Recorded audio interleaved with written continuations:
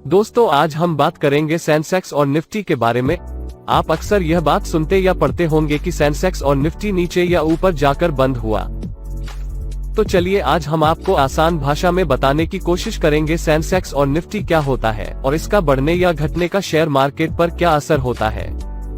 भारत में एनएसई और बीएसई ये दो स्टॉक एक्सचेंज हैं। एनएसई पर 1600 से ज्यादा कंपनीज और बीएसई पर 5500 से ज्यादा कंपनीज है।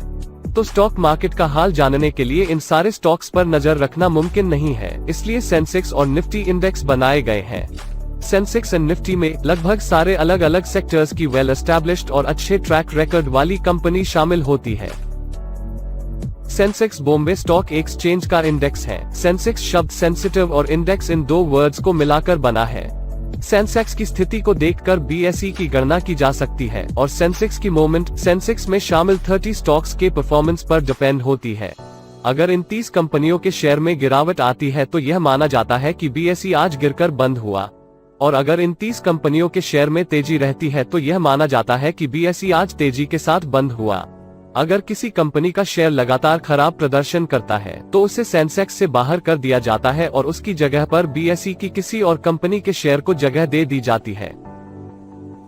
निफ्टी नेशनल स्टॉक एक्सचेंज का इंडेक्स है। निफ्टी ये शब्द नेशनल एंड 50 इन दो शब्दों से बना है। निफ्टी की मूवमेंट निफ्टी में शामिल इन 50 स्टॉक्स परफॉर्मेंस पर डिपेंड होती है। अगर निफ्टी बढ़ता है तो इसका मतलब यह है कि एनएसई में रजिस्टर्ड कंपनियों ने अच्छा प्रदर्शन किया है, और अगर निफ्टी घटता है तो इसका अर्थ यह है कि एनएसई की कंपनियों ने बुरा प्रदर्शन किया है। तो अब आपको यह समझ आ गया होगा कि निफ्टी और सेंसेक्स क्या होता है।